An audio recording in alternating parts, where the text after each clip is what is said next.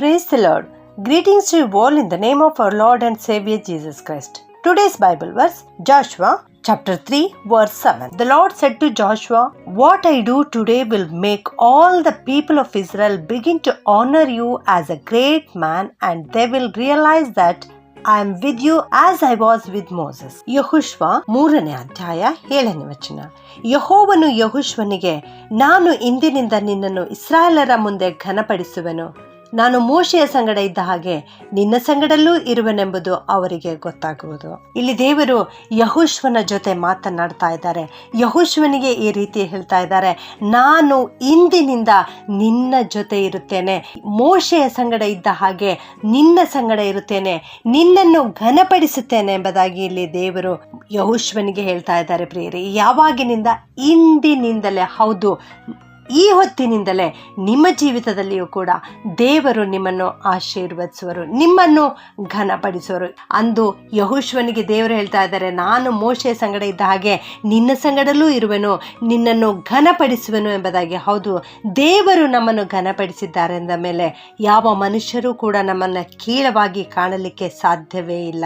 ಕರ್ತನು 1 ದಿವಸ 2 ದಿವಸಕ್ಕಲ್ಲ, ನಿರಂತರವಾಗಿ ನಮ್ಮನ್ನು ಘನಪಡಿಸುವಂತಹ ದೇವರು ನಮ್ಮ ದೇವರಾಗಿದ್ದಾರೆ. ದೇವರು ಮೋಶೆಯನ್ನ ಆರಿಸಿಕೊಂಡಿದ್ದರು. ಮೋಶೆಯ ನಂತರ ಇಸ್ರಾಯೇಲರನ್ನ ನಡೆಸಿಕೊಂಡು ಹೋಗುವುದಕ್ಕಾಗಿ ದೇವರು ಯೆಹೋಶುವನನ್ನು ಆರಿಸಿಕೊಂಡಿದ್ದಾರೆ. ಯೆಹೋಶುವನಿಗೆ ಒಂದು ದೊಡ್ಡ ಜವಾಬ್ದಾರಿಯನ್ನು ಹೊರಿಸಿದ್ದಾರೆ.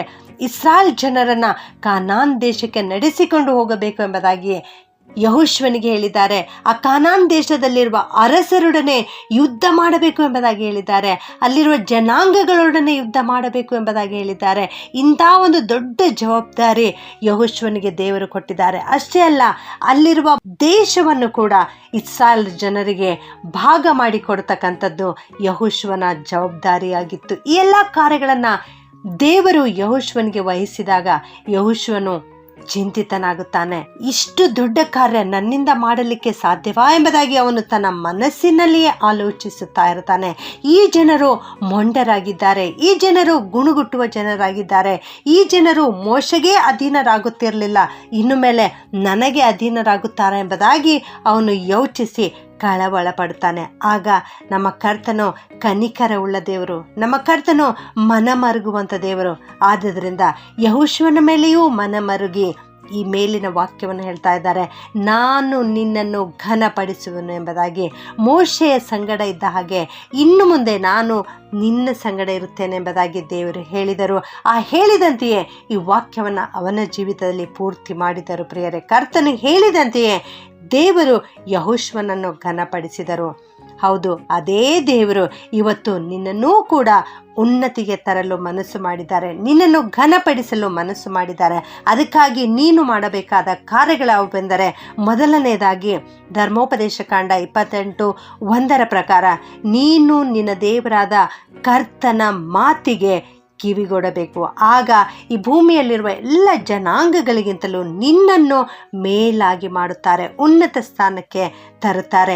ಎರಡನೇದಾಗಿ ನೀನು ದೀನತೆಯಿಂದ ನಡೆದುಕೊಳ್ಳಬೇಕು. ದೇವರು ನಿನ್ನನ್ನು ಉನ್ನತ ಸ್ಥಾನಕ್ಕೆ ತಂದಾಗ ಗರ್ವಿಷ್ಠನಾಗಬಾರದು, ಹೆಮ್ಮೆ ಪಟ್ಟುಕೊಳ್ಳಬಾರದು. ದಾನಿಯೇಲ 4:29 ಮತ್ತು 30ನೇ ವಾಕ್ಯದಲ್ಲಿ ನಾವು ನೋಡ್ತೇವೆ, ಅಲ್ಲಿ ನೆಬೂಕದ್ನೆಚ್ಚರನು ಎಂಬ ಅರಸನಿದ್ದಾನೆ. ಅವನಿಗೆ ದೇವರು ಉನ್ನತ ಸ್ಥಾನವನ್ನು ಒದಗಿಸಿಕೊಟ್ಟಿದ್ದರು.